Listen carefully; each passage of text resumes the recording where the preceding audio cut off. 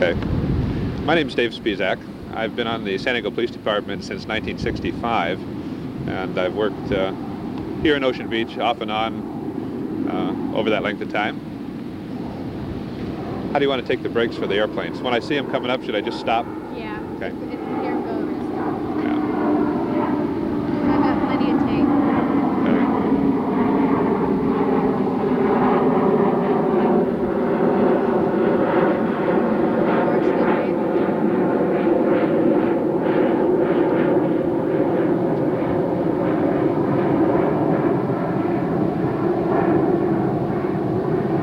At least there aren't any bums walking around behind you. Not yet, anyway. Well, add a little local color. Yeah.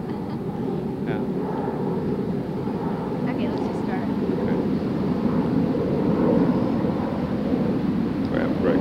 How far back does that, now when it's about like that, is the sound all right? So I'll know when to start up. Well, it's almost gone now. That's a long one. Yeah. Okay. Well, I can still do it. Like turning around. Okay.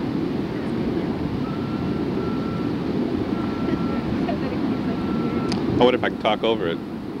Yeah, if you just try to talk loud. Okay. My name is Dave Spizak. I've been on the San Diego Police Department since 1965. My earliest recollection of Ocean Beach was as a trainee.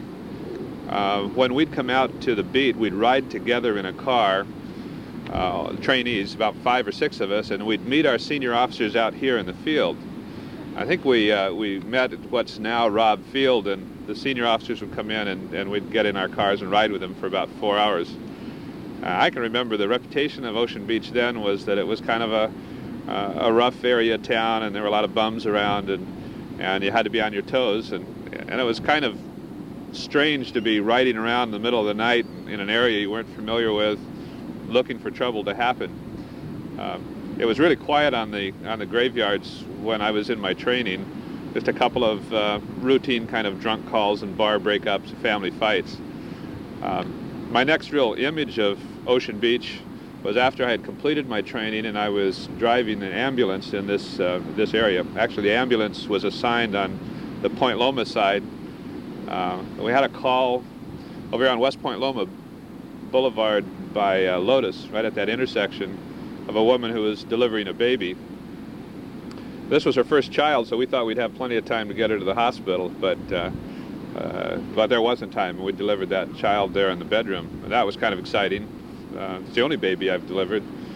When you're riding in the ambulance, you're responsible for all the equipment, and I had failed to check that equipment thoroughly and did not have in my first aid kit an aspirator.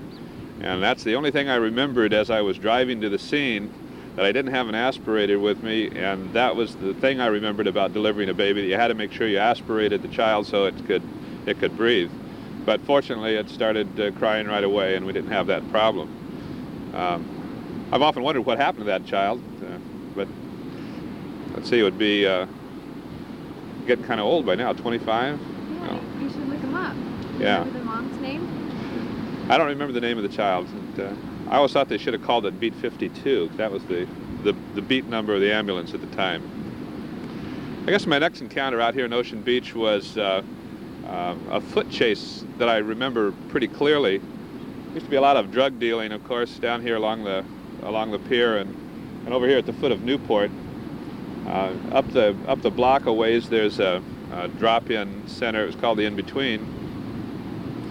And we saw that as street cops as really just a hangout for kids that were using drugs and kind of an anti-police place.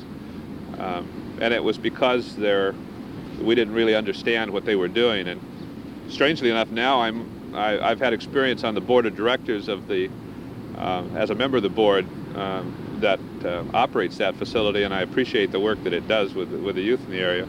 But on this particular night, I was down here at the foot of Newport. I'd seen a drug transaction take place and gave pursuit to the person that had the drugs. So we ran up Newport, dodging in and out of pedestrians and into the in-between, through the office. I remember we went in and we turned to the right. There were a lot of people in there. They didn't do anything to help, and they didn't do anything to hinder, except one person that stuck his foot out trying to trip me. And we ran to the stairs and up the stairs and across the landing through the back of the building and down the stairs and out the alley, and I was 2 or 3 blocks later before I finally caught the guy. But that was kind of an interesting introduction to a drug treatment center. The fellow had really quick service. He was in and out in a minute. So do you think that you misunderstood what the in-between was all about at that time because you were a policeman? There wasn't good cooperation at the time between treatment centers and law enforcement. And I say that not because people were trying to conceal information or that we didn't want to receive information. We just didn't really know how to work with the social service agencies at the time. Contrasted to today, where there are policemen like myself who serve on the boards of these nonprofits and are aggressively seeking bridges. I think of the treatment center for the runaway teens and throwaway kids that's down at 13th and C Street, where before that program opened, we had the staff come in and brief the officers that worked that area so there'd be a complete understanding of the program. We just didn't have that back in the 60s, and the people on the treatment side didn't know they needed that coordination. They kind of saw us as the enemy too. So it was a lack of cooperation and communication on both sides. Do you think did they get any public or government funding for the in-between, or was it just run by the churches at that time? I'm not sure what the funding was at the time, but I know they were a 501c3 nonprofit status, so they were able to get donations for at least the tax advantage. They purchased the property and actually own the property there, which is worth a considerable sum of money now. When that particular organization merged, it merged with San Diego Youth and Community Services, which is a large nonprofit that operates programs throughout the county. A very professional staff, and we don't have the kinds of growing problems we had in the 60s here in OB. Another incident I remember pretty sharply was, again, right here at the foot of Newport. So much of the activity took place on Newport and here at the beach frontage. But an officer was sitting in his police car in the parking lot working on some of the proverbial paperwork that we encounter. Was this nighttime or daytime? This was in the daytime. Yeah, it was in the morning, as a matter of fact. In fact, it was probably about this time, around 9:30, 10 in the morning, as I recall, because all the detectives were at work, a regular day shift. The officer was working on his paperwork, and a young man walked up to the driver's side of the car and pulled a gun out of a paper bag and shot him in the throat with a .357 Magnum. And the thing that was scary about it for the rest of us was the randomness of that, the no warning, the no signal that something was going to happen. Just any one of a number of people that walk up to a policeman every day to ask directions or to have some kind of conversation. Just pulled a gun out of a bag and shot him. Fortunately, he survived, but I'll never forget the sound of his voice as he was trying to call for help, because his throat was virtually destroyed.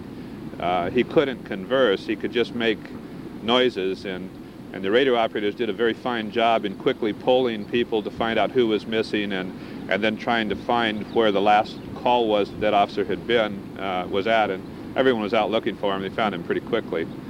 Well, that was right here in Ocean Beach. And then following that, when they tracked the suspect down to one of the apartment houses, there was a lot of... Same day? Yes, later in the day. There was a lot of criticism that the police were too aggressive in entering the apartments, looking for the suspect, and so on. And so there was some controversy around that incident. Do you think that was one of the incidents that gave Ocean Beach a bad reputation? Well, it sure doesn't help the reputation of a community to have that kind of a drug-saturated, mentally incompetent person hanging around committing violent acts. And I suppose the reputation that Ocean Beach had, and maybe still is fighting, is that because of the transitory nature of much of the population, and the fact that it became and is known as a place where drugs are available, you tend to have a prophecy fulfilled.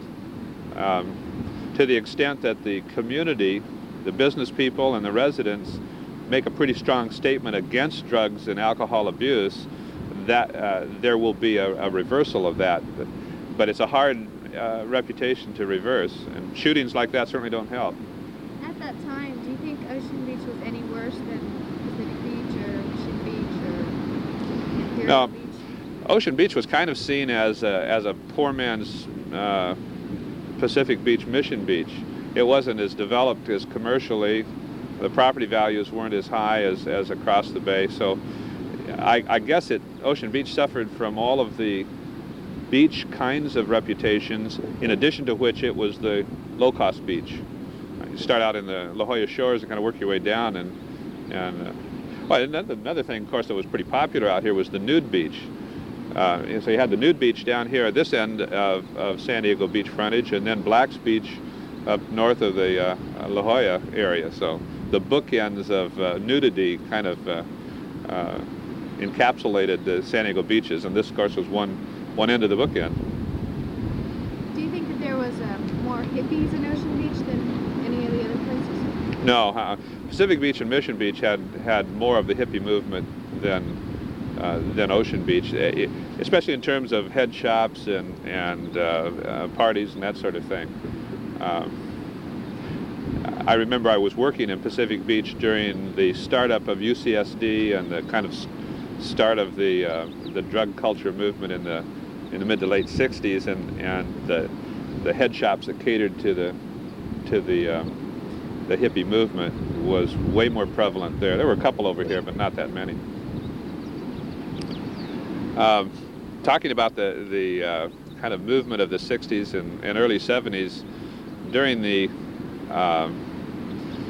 period of time when there were the anti-war movement and a lot of social concern, social movement, there were some pretty good street riots out here. And I can remember a few where we would be sweeping one of the streets and we'd be getting bricks and rocks thrown over the houses or apartments from the adjacent alley or street. And that used to be kind of, go into those situations with a little bit of apprehension. It'd be dark, you couldn't see what was happening on your flanks. You're always outnumbered a tremendous amount, and you had limited things that you could do. You weren't going to shoot somebody in that kind of a situation. And yet we had a motorcycle officer in that string of social discontent that was hit in the eye with a rock and blinded in that eye. So there was always the danger of serious physical injury and the frustration of not being able really to come to grips with the issue. But getting rained on with rocks and bottles. We used to wear helmets in those days for very good reason. Riot gear. Yeah, well, actually, they weren't riot gear. We wore helmets all the time. That was a part of the required uniform. Now those same helmets are considered riot gear, and we only bring them out in those kinds of high-risk situations. But at the time, we wore helmets all the time. In fact, it was always an irritation. You had to have the chin strap strapped all the time, and on hot summer nights, well, that would be itchy as your beard would start to grow out, and it was just a uniform requirement that was none of us liked, but came in handy when they were throwing bricks and bottles. After I made sergeant, I had worked undercover for a while and got to know some of the movement people out here, and I decided that it would be to the police department's advantage to have a good working relationship, or at least a good communication with some of the major players. I remember on one occasion there was going to be a party with a band on a Sunday afternoon, and I worked with the organizers of that particular house to make sure they properly noticed all the neighbors that there was going to be the event, that the neighbors knew when the party was going to shut down, when the band was going to stop, and made it as legal as possible.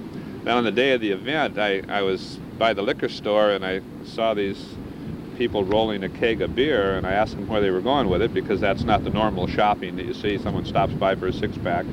Here they had a keg of beer and they were rolling it down the sidewalk, and it turned out they were going to this particular party, that was the keg that was being delivered. So I had them put it in my police car and I drove them up there, and I can still remember driving up the alley, the crowd out there in the backyard where the band was and up on the second story were real quiet. It just got real quiet as the police car drove in there. And they saw some of their friends in the car and thought they'd perhaps been busted. We pulled up right in the middle of the group, and they jumped out of the car and took the keg out and said, "Thanks, Sarge." And I said, "Remember to shut it down on time." And everybody started cheering. They thought that was kind of funny. I don't think that made a lot of points with my colleagues on the police department, but the way I've reasoned was that they were going to have the beer there anyway, and if it would aid our communication, so when we had to come back later and shut it down, I could make a phone call and say, okay, it's your turn, you owe me this, that would be a better trade-off rather than have to send a whole squad of guys in to break the party up. And in fact, that's the way it turned out. We didn't have any problems at the party, but I still wrote a little heat about delivering the beer for the party. About that same period of time, I was driving in my own private life a Volkswagen van. It was one of those day-glow green lime color vans and had the big tires in the back. It was really kind of a nice radical vehicle. About that same time was when the OB Ranger insignia was designed. It used to be seen out here quite a bit and now is on decals. The fellow that designed that and I were together on a Saturday, and we came down to the hardware store on Newport, and I bought a can of orange spray paint, and we sprayed that decal on both sides of my VW, and so the VW became known as the Ocean Beach Ranger.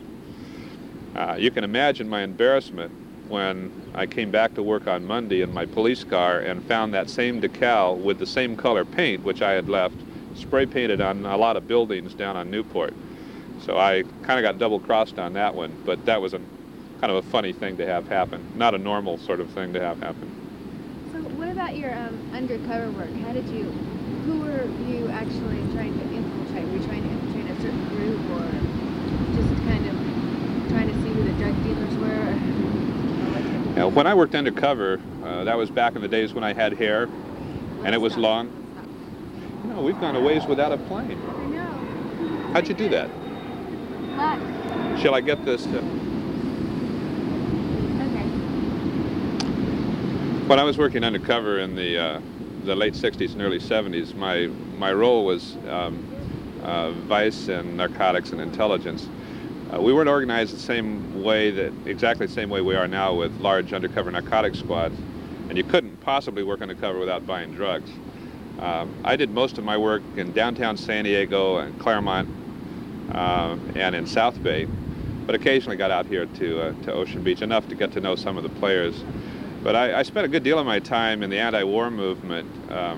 As an undercover agent, I had penetrated the Vietnam Vets Against the War, was the recording secretary for Southern California chapter, and traveled a lot between San Diego and USC, UCLA, and those campuses. The effort that we were making in our intelligence gathering was to counter, well, first of all, to anticipate what the marchers were going to do so that we could have an appropriate police response.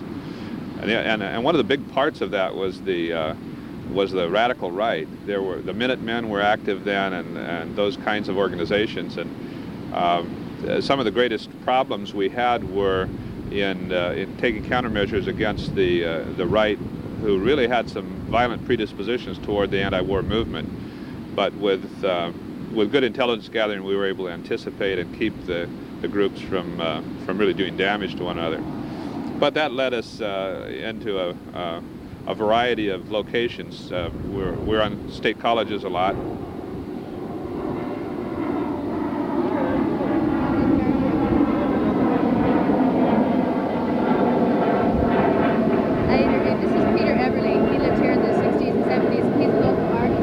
Hi, how are you, Peter? I'm a police officer. He's a police officer, but I thought you were a lieutenant or something. Oh yeah, I'm a lieutenant. He's a lieutenant, but he was a policeman back here. 36. Yeah, he was an undercover policeman. What? He was an undercover policeman. That's what he looked like. Back when I had hair, you managed to keep yours, I see. Yeah, a little of it. It's getting thinner now. You're still working on the same project? Yeah, still working on it. So you've got to get an A for effort, right? Yeah, I know it. Where were we? You want me to start that piece over? Yeah. Kind of make it a little shorter? Bye.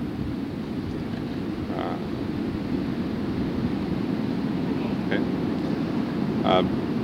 In the late 60s, early 70s, I went undercover. I worked primarily vice narcotics, but was involved in the anti-war movement.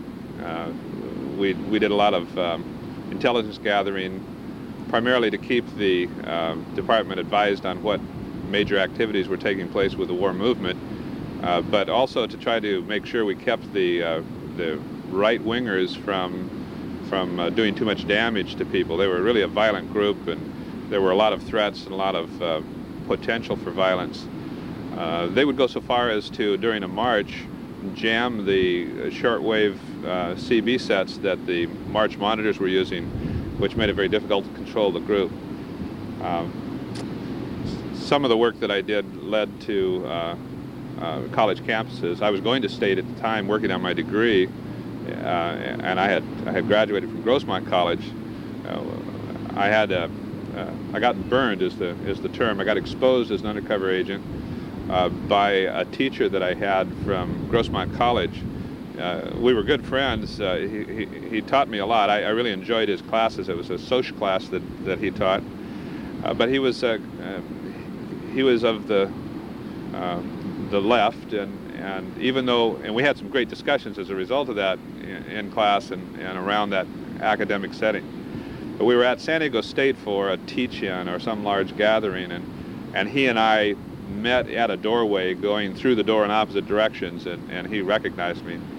So I went to him a few hours later and took him aside and told him what I was doing and asked that he not reveal my identity to the movement, both for safety reasons for myself, but also because my primary undercover role was working organized crime. And if I got too much exposure in this temporary assignment in the anti-war movement, it would destroy my effectiveness in the other operations, which were really long-term undercover operations.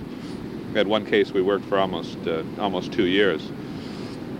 And he agreed to do that, but after about 3 days, felt that it was inappropriate for him to do so, and so he called some of the other leaders in the movement, and they exposed my identity in the San Diego Street Journal. But I had an opportunity to talk to those people before they printed the article and shared with them what I just said about my basic role, and they agreed not to use a photo. They used just kind of a sketch. They had the license number of both of the cars that I was using, a Jaguar and a Triumph, and they put down fictitious license numbers so people couldn't trace me by my license number. So, well, it's possible. I wasn't really so much worried about that, although my wife was pregnant with our third child, and our second child was about 2 years old, and when we found out that I had been burned, why some strange-looking people showed up at my home with a photographer and asked for me, and were sitting outside trying to wait for me to take my picture. And that was a little frightening for my wife and her concern for the children. And that's when we knew I'd been burned, and so the police department located me and pulled me out. And at that point, we did some negotiation, and they agreed not to use my photo. And I thought they did a nice job of not really. No one could identify who I was. They saved face by saying they had determined who an undercover cop was, but they didn't put me in any personal danger, and I appreciated that. I thought they went a little too far when they said that my nose looked like it had been broken once. I don't think my nose looks that way, do you? So they did a nice job of disguising my identity, but the photo that I have here shows me reading that paper that exposed me as an undercover agent provocateur. So, back in the late 60s, early 70s, do you think Ocean Beach was, in the police force, did it have a bad reputation? Other than that, there was a bad shooting, but did it have a bad reputation as worse drugs? Yeah, I think the police department has always kind of considered that officers working Ocean Beach should be up to snuff on their narcotics enforcement techniques, and certainly it's a good training ground for narcotics. We've kind of always viewed it that way. Maybe not quite as bad as Mission Beach in the long run. Certainly an area where narcotics are available. So, in your opinion, what gave Ocean Beach the bad reputation? How did it start? Well, I think Ocean Beach started like any community where the cost of living was low.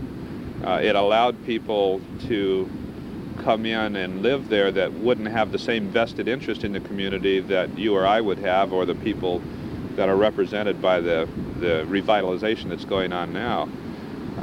If you don't have a stake in the community, you don't give a damn what happens, you're going to exploit it. And I kind of see the drug dealers and the street pushers and the people that trash the community as just exploiting Ocean Beach. But I think it's exciting to see what's happening now as the community is saying we want to turn that around. But it's a tough job. So do you think, were you just here you were honored? What was that all about? You were just honored from officers?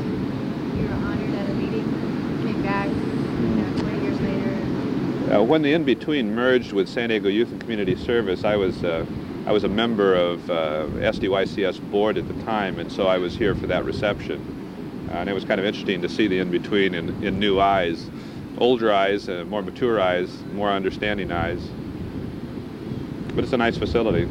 Fits well in this community. And I think it's still needed. You still have a bit of a drug problem out here. And what do you think about the future of Ocean Beach? Do you think it's improving and will get better? Or? Yeah, Ocean Beach is becoming upscale. You just look around at the buildings that are here and look at the real estate costs.